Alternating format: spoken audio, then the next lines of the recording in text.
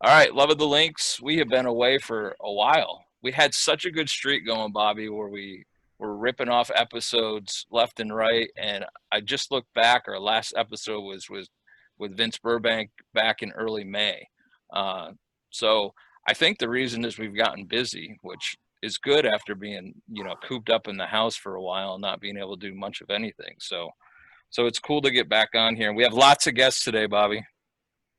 It's a full field, as we say in golf in a tournament. It's a full field. It's And looking you're good. you're gonna hear some good stories from these guys. And speaking of stories, before Bobby talks a little bit about his background and stuff, I wanted to share because I got pictures from everybody. So I wanted to share my phone real quick and show you a picture.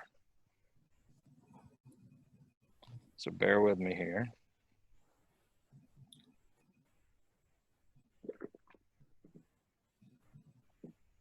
So this picture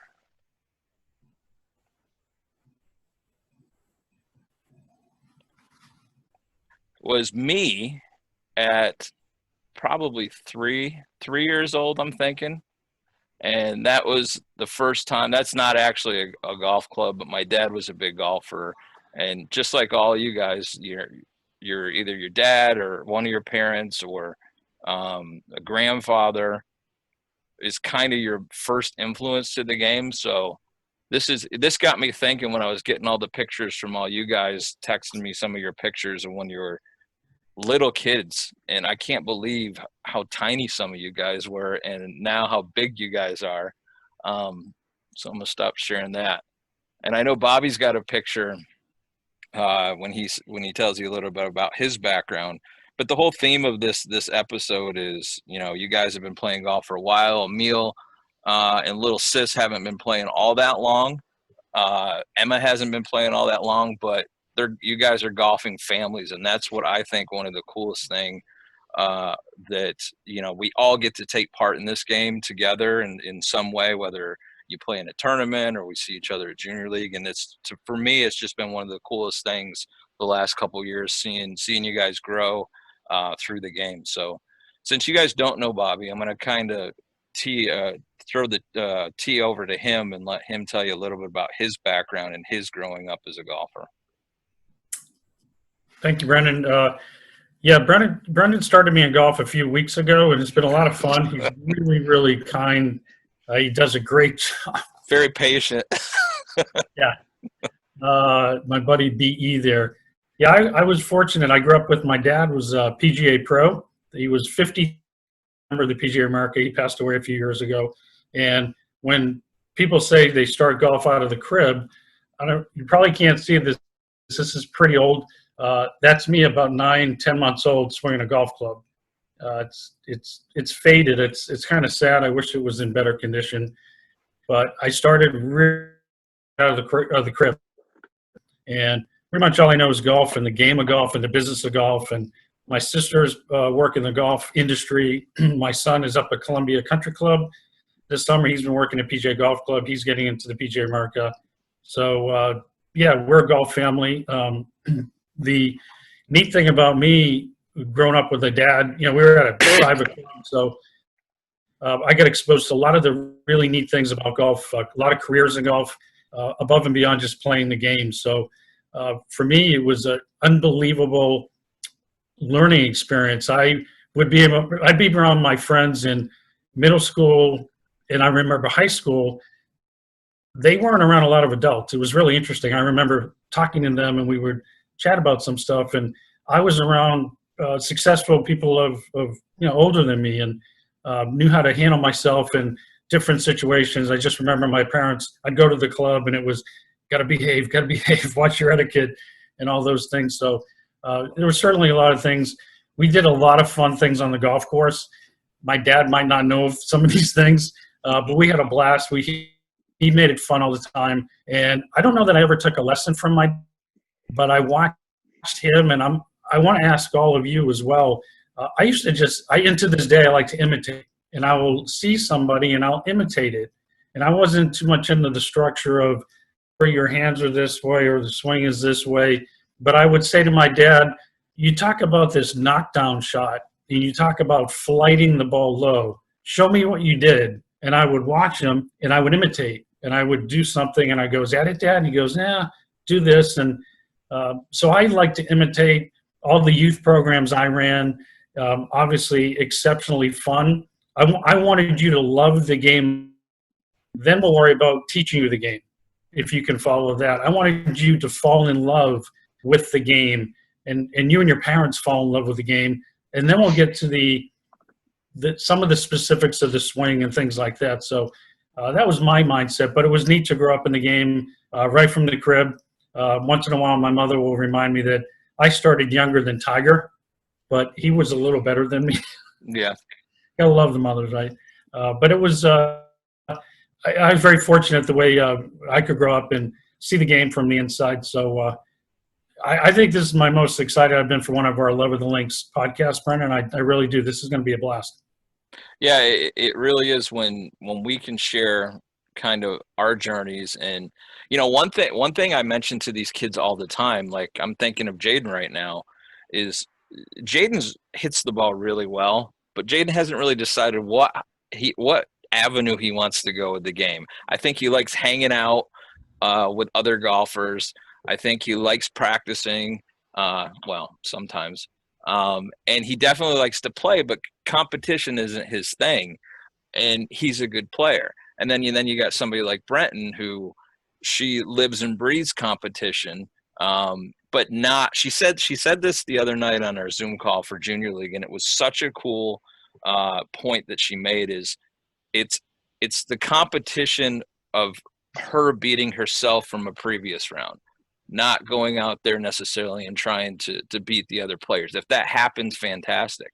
And I think if all kids could have that same attitude, that would be fantastic.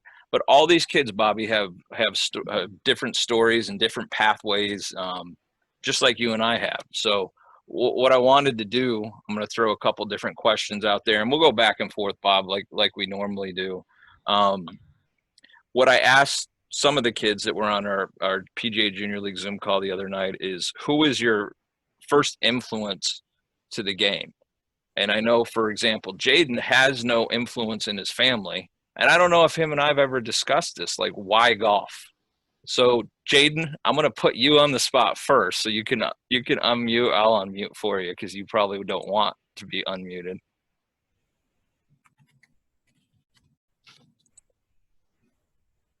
Danita, can you grab that? It's not working for me. I know. All right, there you go. So, Jaden, you have nobody in your family that's really a golfer. So why golf? And I got a picture of you that your mom sent. How old was he, Danita? 4? That's 2009, 2010, right? So about almost 4, maybe? Yeah. So why? I mean, and either one of you can answer this. What brought you to trying the game? Well, some of my family in Thailand on my mom's side play, but in Thailand mostly guys, so I haven't had a chance to play. So maybe I'm just looking through the sport that he might be interested, and then that's the first thing come to my mind, because that's what I remember my uncles, my relative in Thailand playing golf, and so I start looking, but no one take younger than 7 or 8 years old.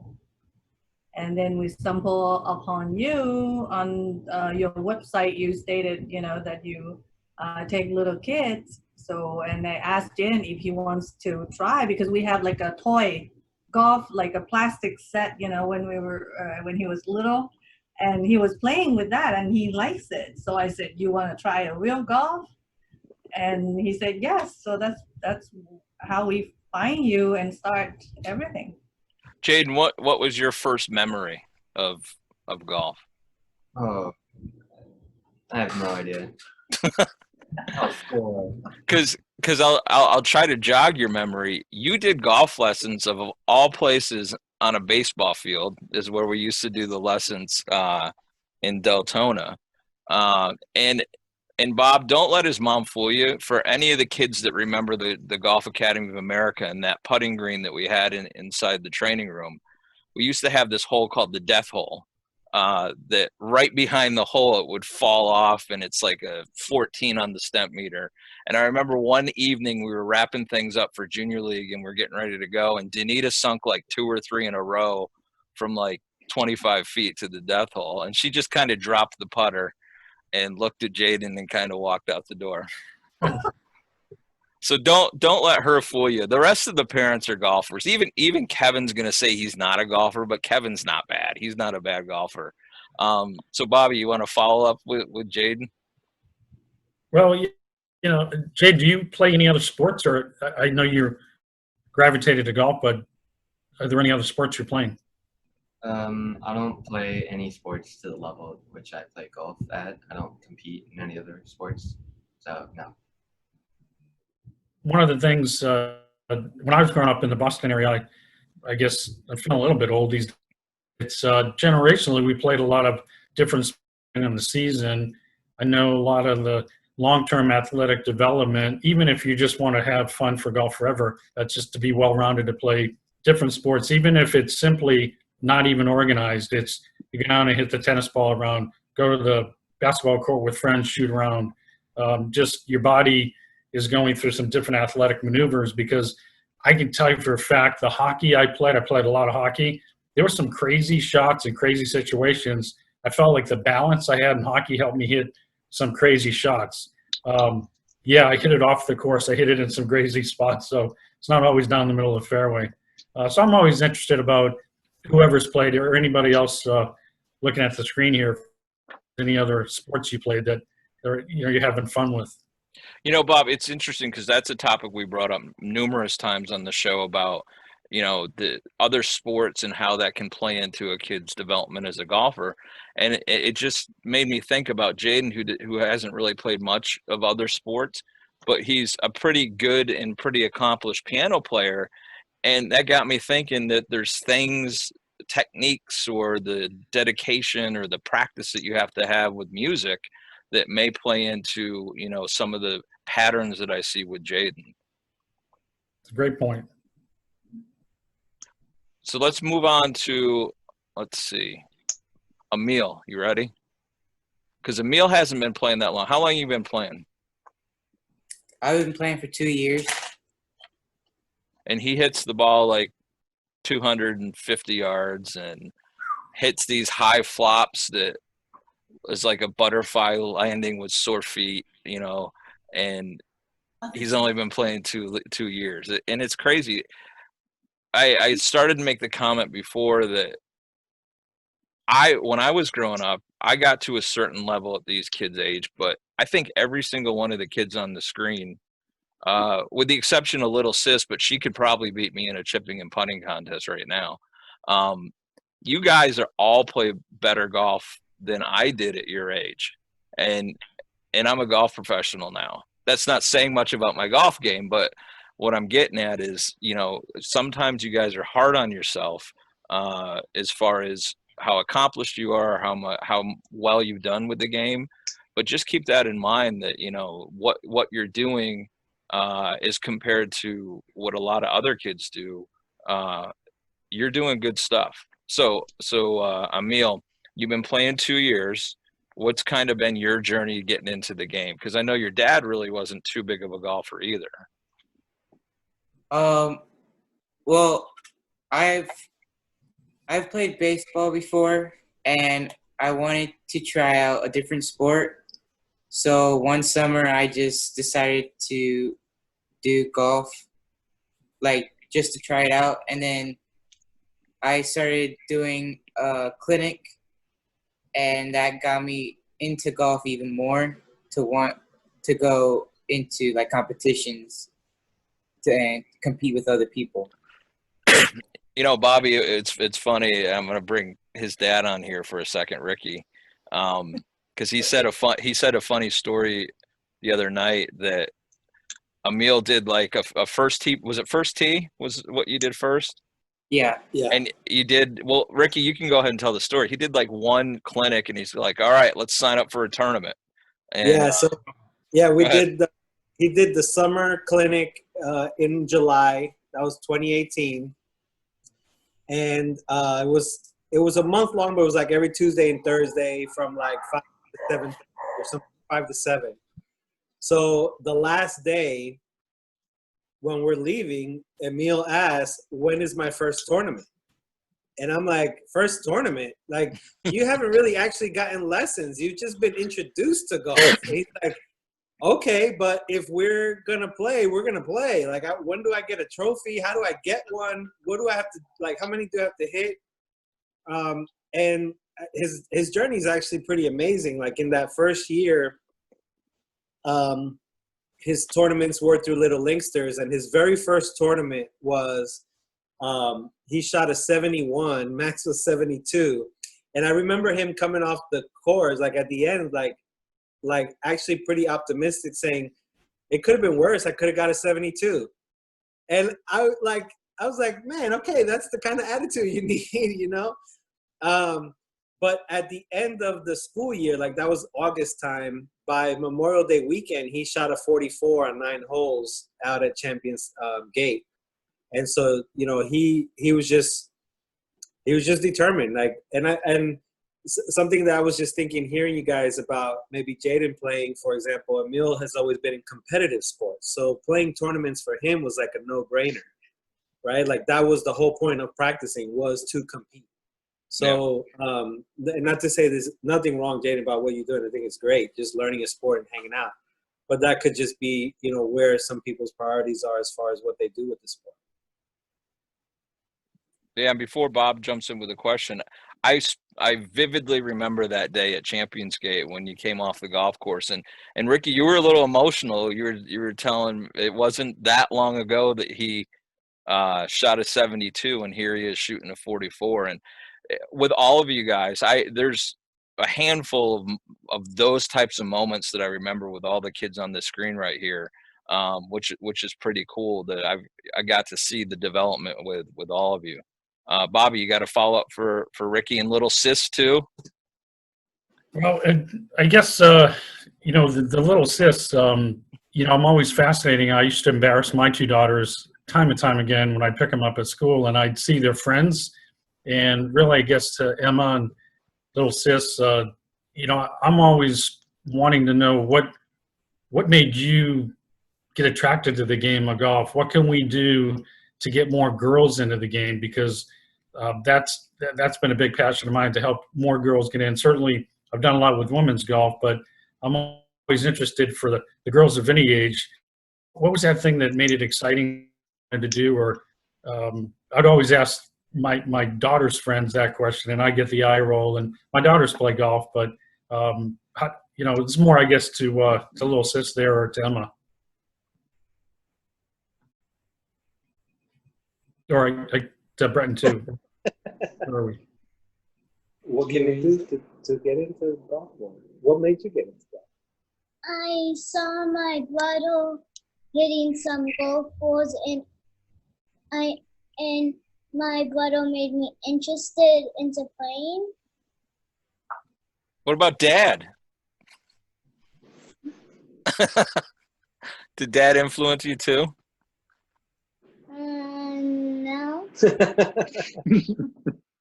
You know, Bobby, with Emma, it's interesting because Bradley was 4 when he started doing lessons with me, and Emma was just one of those tag-along kids that was like, oh, this is so boring. And I remember when it was hot in the summer, her just kind of like, when are we getting out of here?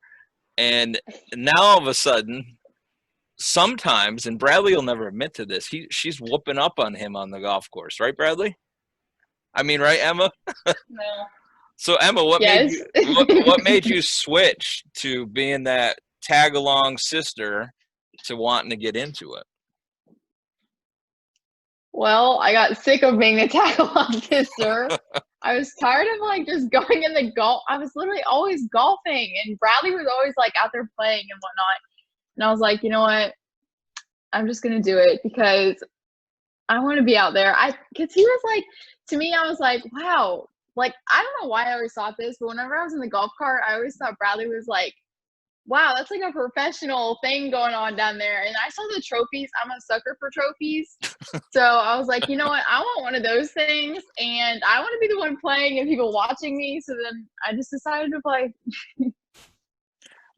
Bretton, what about you? Because, you know, I know Emma and Bretton know each other well. Actually, Jaden knows Bretton well. One of the things, and I put this in my notes that I sent to Bobby about all the guests and about what we're going to talk about tonight. I don't think that there's a kid that loves the game more than Bretton. And I've met a lot of kids that play this game. And I think all of you that know Bretton can agree the time that she puts into playing the game is kind of off the charts. And I know Danita and I've had discussions where she says, well, I tell Jaden, look at Bretton on Instagram, and the Parker parents have said that to the Bradley, if you would just practice like Bretton practices. So one, Brett, who is your influence? And then what gave you this drive to just get into it like you have over the last couple years? Well, when I was little, me and my grandpa would always go to garage sales, like just for fun. He'd take us to get donuts. And we popped into one, and the lady ended up giving me golf clubs just because it was like, oh, well, you can have these. Of course, they were way too heavy and too big. And I asked my dad to take me to hit them. We went one day, and I hit a bucket, and I was like, wow, I really like this. We're talking like persimmon wood driver, so they were great, amazing clubs. But once she connected, you could see the twinkle in her eye, like, wow, that was fun. I was able to do that, and kind of took off from there. But what's been the driving factor for you to put in the time that you do? Because it is, I mean, again, like I said, I've had this discussion with several kids about how much time is necessary to reach goals, and it's hard for kids to commit to things like you're able to do. So what is it? Well, it's almost like you have the feeling that like you're so close, and like you want to be able to shoot like consistently whatever it is, and like you know how close you can possibly be, and it's like you see the shots you're hitting on the driving range, and you're like, well, if I practice a little bit harder doing those, I can transfer it to the course. And then once you play that round that's perfect or best score ever, it's like the feeling that you want to happen again. Bobby, follow up? Well, you know, before I forget, because I got so many notes in front of me here, but I love nicknames. And before we end this, I want to get, does everybody have nicknames? Because all my youth programs I ran, everybody's got a nickname. To this day on Facebook, I'm still friends with that's Kelvy. He's up in Virginia. Everybody had a nickname. I remember the nicknames were just so brilliant. And I wanted all the kids to give each other nicknames because I thought that helped with the bonding. It's just a lot of fun. So I'm so curious. Does everybody have a nickname? If not, we'll come up with one for you. Brent, do you have a nickname? Do I have a nickname? Or for Brett, yeah, who's Brett? your nickname? Well, I don't think I've told any of the kids this, but my nickname in high school and in college was Bundy. Have I told any of you guys that? Remember, some of the parents might remember a famous wrestler that went by the name of King Kong Bundy that used to eat turnbuckles and had a green tongue. So that was my nickname. And there's still people to this day that never call me Brendan from back home. I'm calling you're Bundy from now on. I didn't even Any of you guys have nicknames? Well, y'all sometimes call me Nacho. That's right. That's a good one. And I don't even know how you got that. It was because one time at GAA, I was like on the simulator thing, Bob, and like we slowed down the video, and my face was like, like it was like really bad, and it looked like Nacho Libre. All y'all said. Oh, so yes. You guys just called me Nacho. What That's about from Jordan. Yeah. Bradley, you have a nickname? No, sir.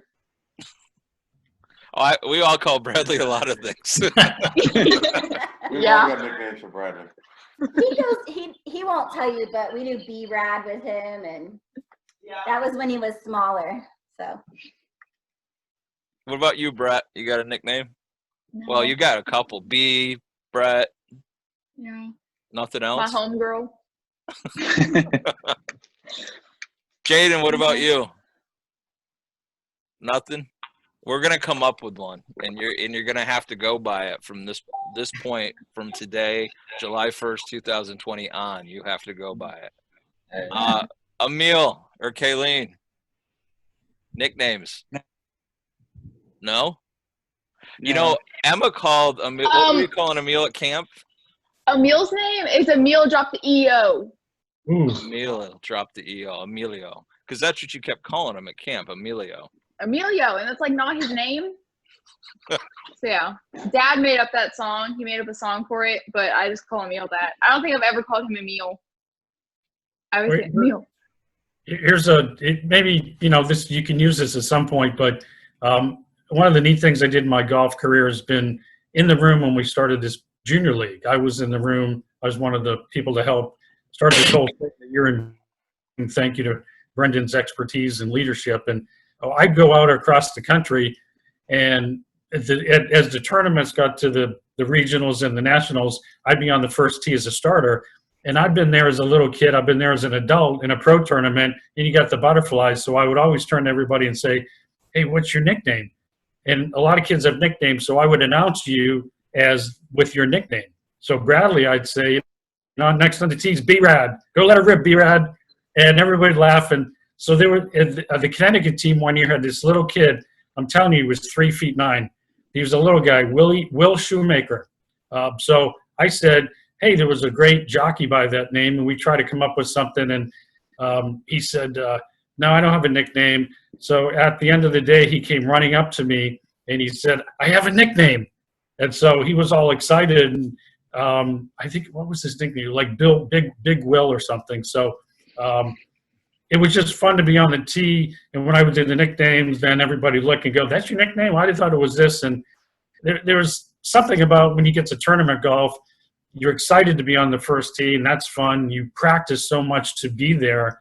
But you should be having fun out there. So I was trying to convey that. And the nicknames were just a lot of bonding. I don't remember some of the kids in my program's names, but I remember the nicknames. And, I'm going to chime in there because some of you guys might have seen Bobby before, but he previously worked at PGA headquarters, and he was in charge of junior golf. He was Mr. Junior Golf for the PGA with the inception of PGA Junior League with drive, chip, and putt. Drive, chip, and putt was really his baby as far as the PGA was concerned. So if you watch any playbacks of drive, chip, and putt national championships, you'll probably see Bobby there. And that's kind of getting me to my next question. Who in here has done junior league or drive, chip, and putt? And what do you think the influence of those types of programs have been on you? Whoever wants to start. Brenton will go. I'm going to volunteer her. Well, I started playing junior league when I was 7, and I've obviously played since. So I've played 5 or 6 seasons, and I always think, like, looking back to my partner when I started when I was 7. To this day, we're still friends with her, and we've kept in contact. But to think that I used to be the 7-year-old playing with the older kid, now I getting to be the older kid. Oh. Yeah, there's the picture. There's the picture. Guys, what I think I'm going to do with all these pictures is when I edit the video portion of the episode, I'm just going to play it like a slideshow of the pictures instead of sharing them through screen share. How old were you here, Brett? 7. I think that was the first match. 7? One of the first ones. That's awesome. But I think it's cool to be the older person now, getting to play with the younger kids and, like, teaching them routines and rules and stuff, and being their partner is pretty fun. So how old were you in, let me get this right, this picture here, that was drive, chip, and putt? 9? Yeah, I think she was 9, maybe 10. There, that was at the Sub-regionals. Yep. the sub regionals. I think the coin was for I think it was for drive. No, I got drive the second one. Just for chipping. Oh, okay. She'll know better than me. But yeah, I mean, I would just say thank you for one, creating the programs, because they've been phenomenal opportunities to fulfill what your mission was, which is to grow the game of golf. But they're also just a lot of fun to have a competitive aspect and a fun developmental aspect mixed together. And we really see that the practices at the junior league allow for the opportunity, as Breton mentioned, to help to teach others to be a part of a team, but yet they still have the competition to go out and actually compete and show others what it's like to compete at a potentially a different level. She mentioned people that she played with the first season. We follow them today.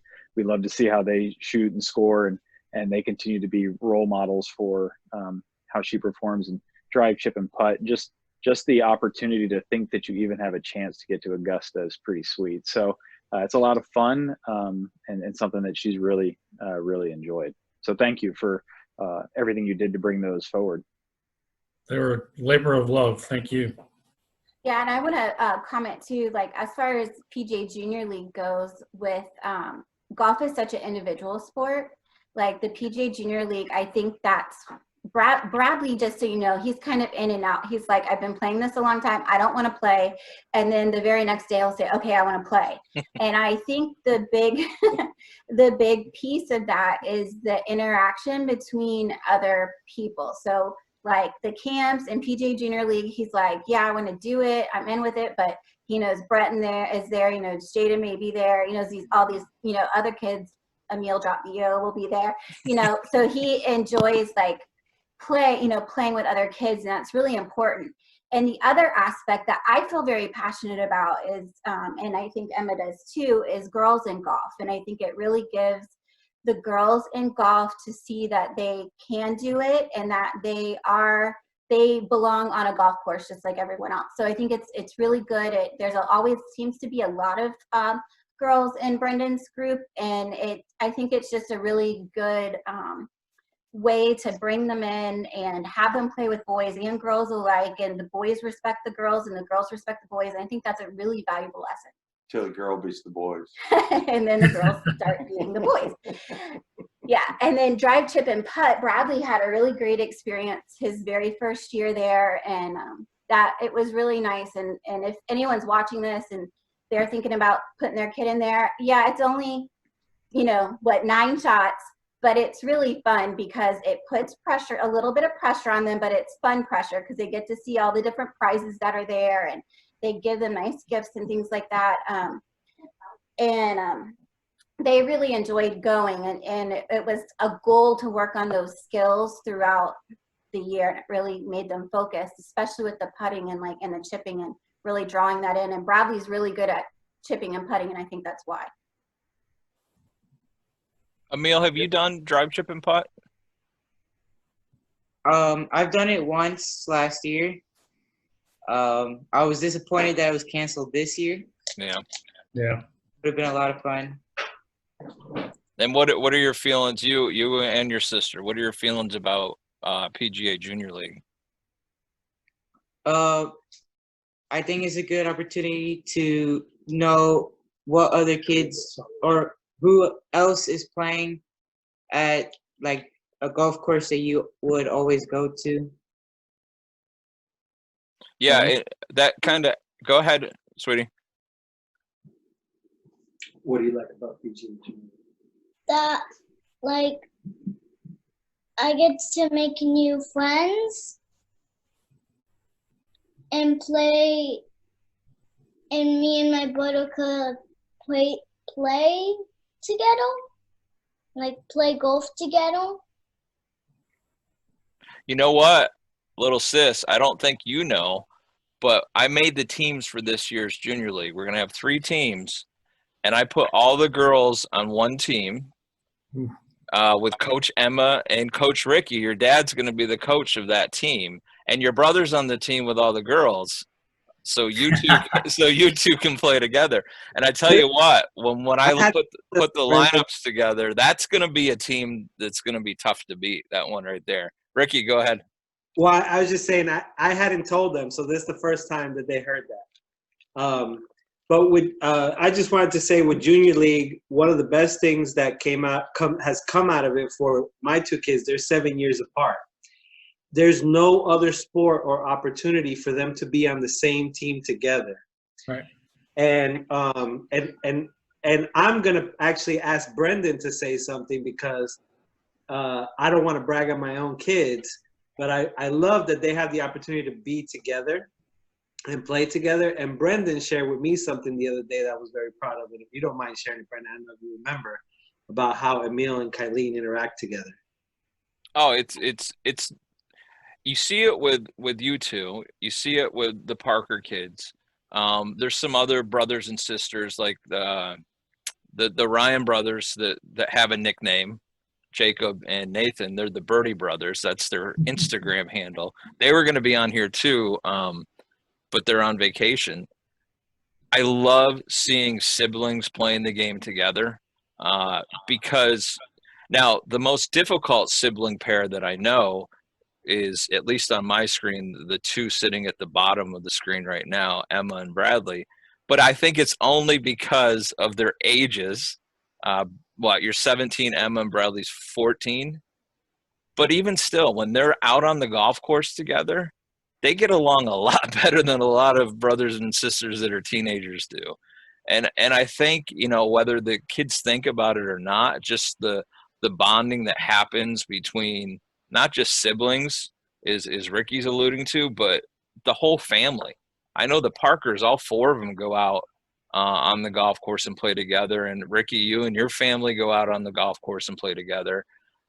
Kevin, you play with Brett quite a bit, or at least you're out there coaching or caddying and helping her through tournaments. But I see you guys as a team just as much as anybody else, whether it's her hitting all the shots and you just out there for support.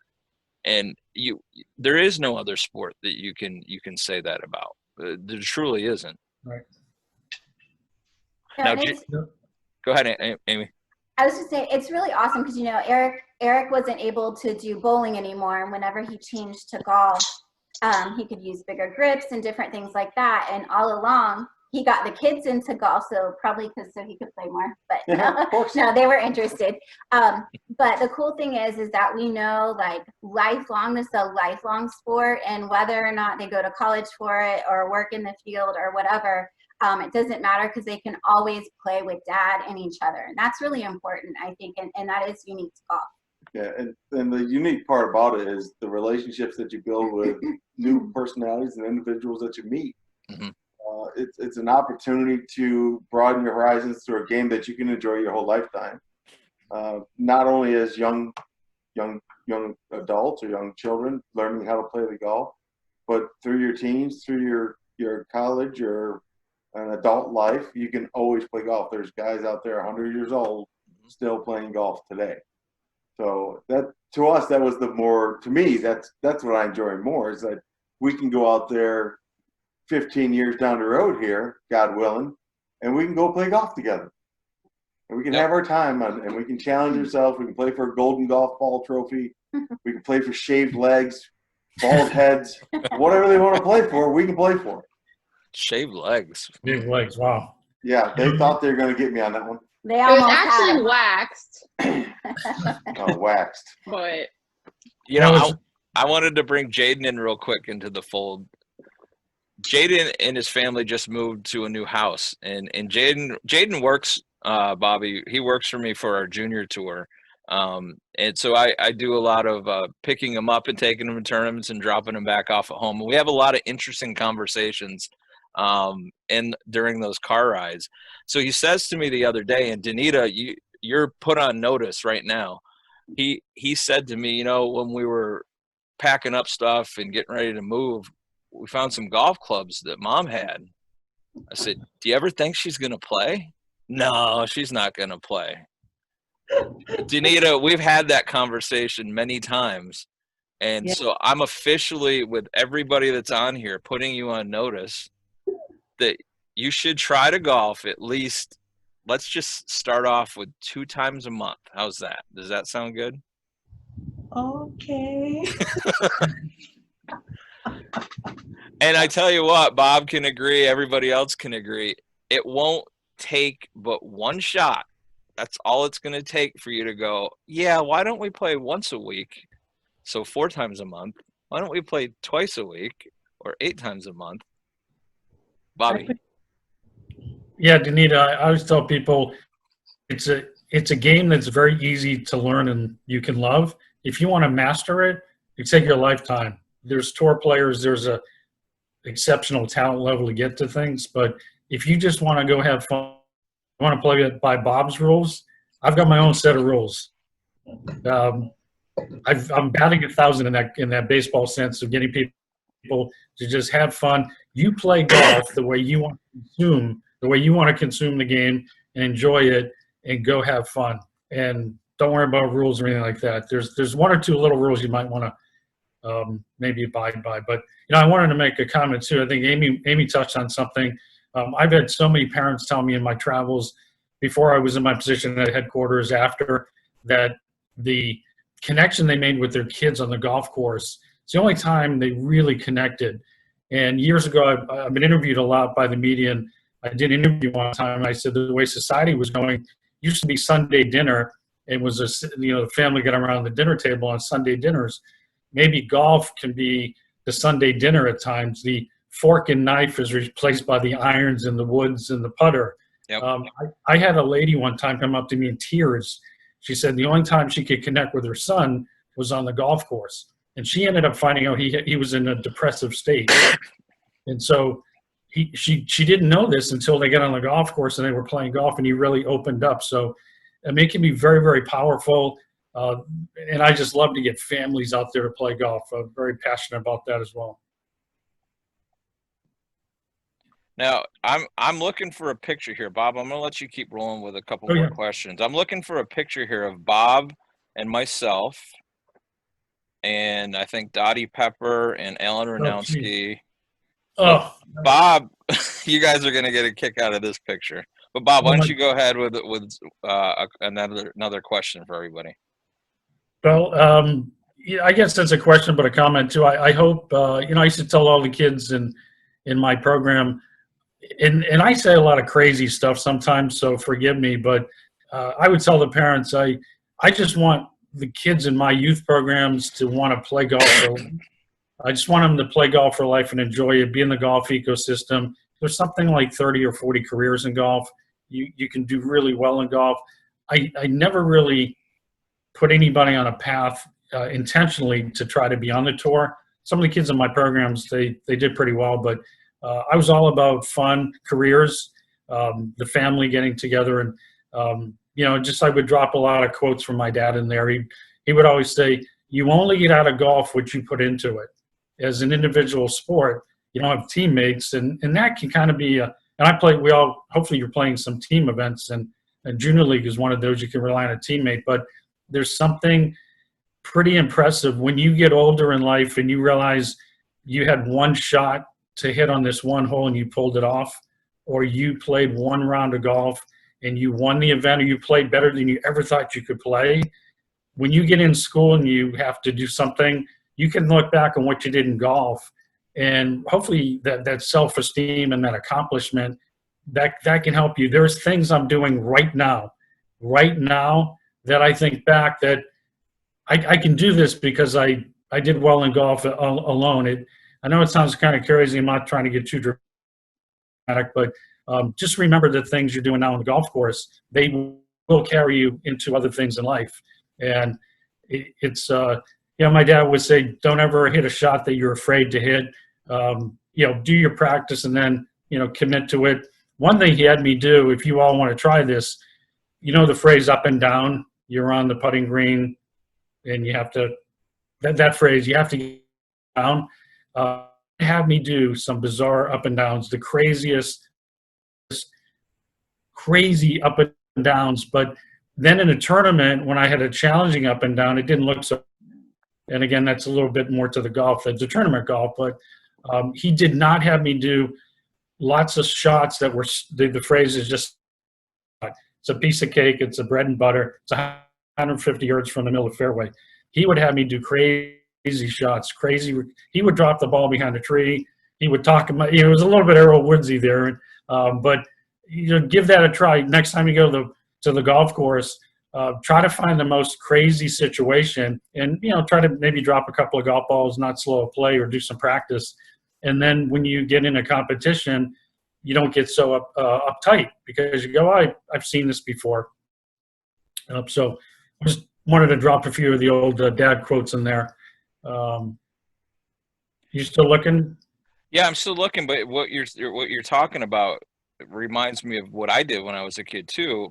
And we had a group of guys that used to play in high school together. Some of them were football players and basketball players, and some did dual sports, like we're on the golf team with me.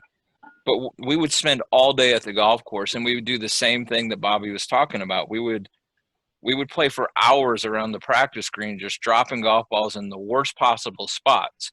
And we'd let whoever won the hole pick the next shot. And we would, like, for example, drop people's golf ball in the bunker and then step on it. Or we would go like 20 yards into the trees where there's no shot, and that would be our next hole. And I think you've got several people here that each of you could go out and do those things with. I know Breton has some of the girls that she plays with on a regular basis, but you guys need to do things like that and challenge each other and have fun with it. And Bob and I are both big proponents of making sure that you're doing something that's making you reach your goals, but always having a good time and having fun with it. Yeah, one of the things that I've done with Breton a few times here lately, and I think it's a tip. I want to give credit where credit is due. I believe we heard this at a girls' golf clinic by the Rollins women's coach.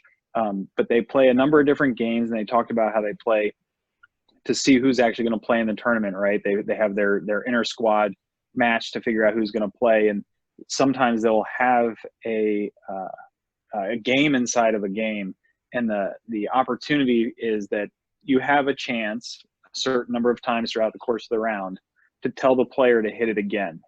And so that is, if they happen to be 150 yards out in the middle of the fairway and they stripe it, it's right next to the hole, you get the chance to that shot does not count. Give them another ball and tell them to hit it again, so that they can feel that perfect shot again and try to replicate it. And that's something I've done with Breton now quite a few times. I don't think she necessarily is enjoying it yet, but we will get there. But it is one of those that it's a lot of fun to kind of put that pressure on to say, you can do it. So now go ahead and let's prove it again. And when she pulls it off, and she has pulled it off, I usually get a club twirl and a kind of a look like, all right, let's go. But that's just another one of those tactics that you both are talking about that brings some fun and a little different to the game. And there's a whole variety of things just like that There's Kevin's talking about that you can do. Like Bradley and Emma, I remember we did a playing lesson one time, and I had you both hit a drive and then play the hole out from each other's golf ball. So there's different things like that you can do. I did find that picture. So Bob is in this picture. I know it's a little, there's my daughter, believe it or not. There's me, the bald, skinny guy, like 60 pounds lighter. There's Dottie Pepper, Alan Aronowski, Rich Beam. Bob's in that picture, though. He's in the golf ball. He is in the golf ball. That's Bogey, right? That was Dottie's book that she wrote. That was a fun day. And you know what? Incidentally, while I'm thinking about that and bringing that picture up, there's all kinds of opportunities the game can bring to you. And being on Golf Channel, and 4 of you on this call have been on Golf Channel with me before, and it's a pretty cool. The doors that this game opens for you as kids is cool, but if you keep going with it, and whether you get into the industry to work or whether you play competitively, it doesn't matter. You're all going to keep playing the game. That I'm confident of. But you may play in a pro-am one day when you're 30 some years old because it's good for whatever business you're working in, and you may get paired with some celebrity athlete or some actor or something. So there's just so many different avenues and paths and experience that the game can bring to you. Yeah, and I was going to follow up on Kevin's comments there. I just, and Brendan and I have same mindset here. The more games you can play, that's where the game stays fresh and creative and not so just mechanical. I've seen a lot of kids, and again, depending on where you want to go with your game, you go with your game. You take it wherever you want to go, but I've seen a lot of kids that they try to have a perfect golf swing and they lose the playability. And you're only human. You're not a robot. And so that's why the creativity, learning different shots, the up and down stuff, as Kevin mentioned, my dad had a worst ball. He called it worst ball. So, Kevin, I might hit it 280 right down the middle. I got to tee up another one. I got to take the worst of the two shots. So every time I hit a shot, I might hit one 2 feet. I got to hit another, might hit it in the bunker. I got to hit 2 from the bunker. That's pretty hard even shooting par that way. But he had me play from the ladies' tees on purpose to get comfortable shooting under par, because he said, well, you're way up there. And then other times I had to play from the men's tee and only hit irons. So I hit a lot. So that just made it really, really fun. I had friends that got burnt out in the game along the way. But the more we can do games, I love that, Kevin. I thrive on the games because I think it keeps it fresh, and the creativity is always there. You're going to have days where you're going to hit it everywhere. Bob, I don't know, and everybody on here too, I don't know if any of you saw this, but I think it was 2 weeks ago, Jordan Spieth had a short video that they posted on PGA Tour's Facebook page where they asked him, if you could do it all over again, what would you change? Did anybody see that? And he said he said that he would have fun with the game now. And you can kind of see where that maybe taking the fun out of it for him has changed things for him a little bit. And he's had some struggles the last couple of years. He's still a world-class player, don't get me wrong, but I think it just kind of dawned on him when they asked him that question that the fun factor is important. I've said this for as long as I've been working with kids. I don't care if you're a +5 handicap or, just getting started. What good is the game or playing a game, because it's a game, if you're not having fun at it? I don't care what level you're at. And doing things like Bob's talking about, what Kevin mentioned, that's critical to you guys continuing to play the game. And I know some of you have had some rough spots along the way. You've had some tournaments. I remember myself having tournaments where I was crying all the way to the car. And when I say that, you might think, well, were you 5 or 6 years old? No, I was like 17 years old going to the car crying. So this game can do that to you. But you know what that means? It means that it matters and that you care about it. So use those. I know Breton had a really rough experience first time she went to Pinehurst. And I think that was I don't know for sure, but just observing, I think that was a driving factor to her getting better after that experience up at Pinehurst. It was a great experience to see it and go through it, but the playing part wasn't the greatest. But I think you've made your greatest strides because of those rounds that weren't as good as you wanted to have. So Go ahead. Oh, it was definitely motivation to see everyone else playing so good. And then obviously wasn't my best. Worst round ever, best round ever, then worst round ever again. But it's definitely motivation, and I'm very excited to go back in a couple weeks and try to obviously do better, because I know I can do better. Is that for the U.S. Kids Champ? Yeah. Yeah, it's interesting. I went to that a couple of times. One year they do a parent orientation, and John Bryan and John Godwin, good friends of Brendan and I, they run that orientation. And I was sitting in the room, and towards the end of the discussion, one of the Johns said, hey, by the way, put your hand up, and I'll even ask all of you, where I'm going. How many times did Jordan Spieth qualify for the U.S. Kids National Championship? 0. You've heard So this. hands went up left and right, 1, 2, 5, every year, blah, blah, blah. And they said he never qualified. And so that was a reality check for, I think, for a lot of people in the room. Wow, so you do develop different levels at different times. It can be all over the place. So it was kind of one of those deep breath moments for, I think, a lot of the parents that might have been thinking, well, my kid should be or this stage. And golf's just a different animal like that. And I'm happy to say, as we kind of get to the end of this episode, none of the parents, none of the kids on here ever would fall into that category of burnout ever being an issue, or having issues with what we like to call helicopter parents, or any of those innuendos or connotations that you hear about with that relationship between parents and kids as golf is concerned. Not one of the families on this call. But like I said, we've had some moments. I remember a moment with Jaden and his mom at a Little Linksters tournament where all three of us were crying because he was so emotional about, what happened during the course of that round. And you got to bottle that up and take it for what it is, and use it as fuel to keep going and enjoying the game. Well, it speaks to how you craft the culture, Brendan, and I think all the programming I've seen in the country, the PGA pros, LPGA pros that are like a Brendan, that culturally, I think that you can set the tone. So kudos to you for that. Thank you, sir. And kudos to you for the big programs, the ones that have really been moving the needle, and all the work you've done for them. That was a lot of fun. I do have a question for everybody. I guess the normal question, who's your favorite player, but is there a player on the PGA or LPGA tour that you do look up to and like kind of inspirationally, or you like what they're all about? And I guess could be your favorite player, but somebody that you think has had an influence on how you look at the game.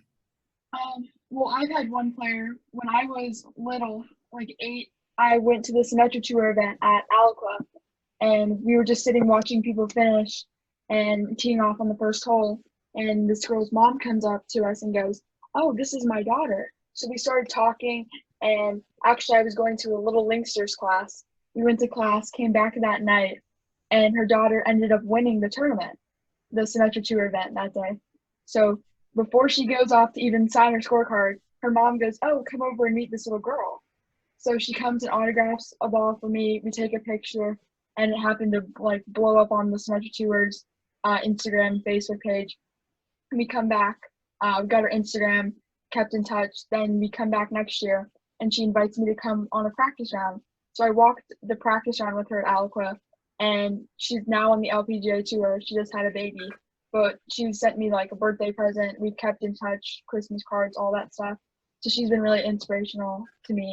And her name is? Oh, and her name is Jackie Stolting. Oh, Jackie, yeah, right. Yeah, Jackie's phenomenal, and so they had the opportunity to spend some time together, get to walk a practice round, and really get to listen and learn. And so she's been instrumental in sharing kind of an inside look. She shared, it was during the practice round, she shared with us a story that really hit home as we're trying to drive scores lower and trying to score better. She shared a story about her career in golf and her path in golf. And I think she stated that she did not break 50 in a 9-hole round before she was 16 years old. Wow. And she won a national championship and is on the LPGA tour. She was the winner of the big break. And so I know we had an aha moment kind of walking with her at that time. She's just been a really fantastic role model for Breton. And so while there's lots of really, really great players out there, she really is kind of the whole deal for us. That's awesome. Emil, who's your favorite player? And little sis, you go after your brother, okay? Okay. I don't really have a favorite player or someone that I look up to keep me going. I just think of what I can do with my time now playing golf. Okay. Little sis, who's your favorite golfer? My bottle. Yes, good answer. I love that. And I knew you were going to say that too. I had a 50-50 shot of your brother or your dad, but I've seen your dad play, so you had a good choice. I'm just kidding, Coach Ricky. No, it's all good. It's all good. I did want to share this picture. I don't know if it's gonna come through, but let me see if I can turn that off. There we go. And so this right here, when we went to Puerto Rico. This is Maria Fernanda's bag, and she also happens to play for the Gators, and we are huge Gator fans. I'm a Gator alumni. So when we went to Puerto Rico and played at Palmas del Mar in Humacao, her bag was there signed, and so I had the kids kind of take pictures. And so Kylene is 6. She just turned 6. Actually, we went to Puerto Rico for her 6th birthday. And I took the picture because I think that she might be a little bit young to remember names and recognize people regularly. But I took the picture because I don't know if later on in life she wants to identify with somebody. And here's somebody of Puerto Rican descent that played for the Gators. And she has this picture when she was 6 that she took with her bag, in the club in Puerto Rico that she plays at. That's cool. So That's really good. Emma, who's your favorite player? My favorite player Eric Parker? Is not Eric Parker. It is Mr. Ricky Fowler. Yeah, he's definitely my favorite for many reasons. You were bummed when he got married. I remember that now. I was very bummed when he got married because I was gonna get married to him. So if you're watching this, Ricky, you missed out, but it's okay. I guess Allison's all right. But yeah, like Emil said, I think the biggest thing, actually my mom said this and I doubt she remembers this, but the biggest thing that drives me is what my mom said a long time ago. I was actually it was probably last year. I was getting I wasn't sick of golf, but I was like, why am I not getting the results I'm wanting or whatever? And I was like, what if I don't make it to college? I was worried, whatnot. And my mom said, well, when you get older, I don't want you to be saying, what if? I want you to be saying, I know you tried your hardest to get here. So don't say, what if? Work as hard as you can. So I think it's the biggest thing that drives me right now. But do you have anything, Brad? Wait, what was the question? Who's your favorite golfer is? And then I turned it into something else. DJ, I guess. Okay. Bradley, do you have a favorite female golfer? No. We don't really watch the LPGA, which is really bad. On there, so no. Okay. Jaden, I saved you for last. Well, no. Yes, Jaden, I saved you for last because I don't know how much professional golf you watch. Well, none. Well, then who's your favorite golfer then? Coach Brendon? Hey. Yeah, we'll go with that. Oh, that's a great answer. And you've probably seen me play more than anybody else on the screen here. And you know what I like most about you is you never tell the secrets of how good or bad I play the game. So thank you. Thank you for keeping secrets. Yeah. Bob, any last questions before we wrap up this episode? No, not really. Just I just love this forum. I love listening and understanding where kids are coming from. Generation to generation, things change, and there's a lot of competition out there now with social media and things that can take your attention. So the golf's one of those last bastions of you got on the golf course, and it's about you or about the families getting out there. So I love to see families playing golf, and I hope you all just keep playing the game for a long, long time, and your kids and your grandkids will be out there playing. Awesome. Thanks, everybody. This was Love of the Links episode. I don't remember what number we're on for season 2. But I really appreciate all you guys coming on here. We could have gone much longer. There were several different directions that I know I wanted to go. So we'll probably have to do something like this again sometime soon. So again, thanks. You can check out Love of the Links on all the places you get your podcast, Apple, iTunes. That's the same thing, Apple and iTunes. iHeart. You can also catch us on YouTube, Facebook, and Instagram. Oh, here's a great one. Anybody want, before we leave, to promote your Instagrams? Because I know Breton is like an look at her. She was ready for that one. Any social media you want to share before we sign off? Oh, well, my Instagram handle is Breton Scout Golf. So hit me up. Emma? My Instagram handle is Emma P Golf, and my blog is called Boots and Birdies. Okay. Bradley? My Instagram is Bradley Parker Golf, so go give me some followers. Jaden? He does have an Instagram, but he only uses it to look at other people's pictures. He hasn't followed me back. No, he doesn't follow anybody back. Emil, what's yours and your dad's? Ours is called The Weekenders Golf. Okay, so check all those out. They're all pretty proficient, with the exception of Jaden in their social media skills. Again, thanks everybody, and we will talk very soon. Everybody have a good night. Thank you. Guys. Thank you. Thank you. Bye. Bye.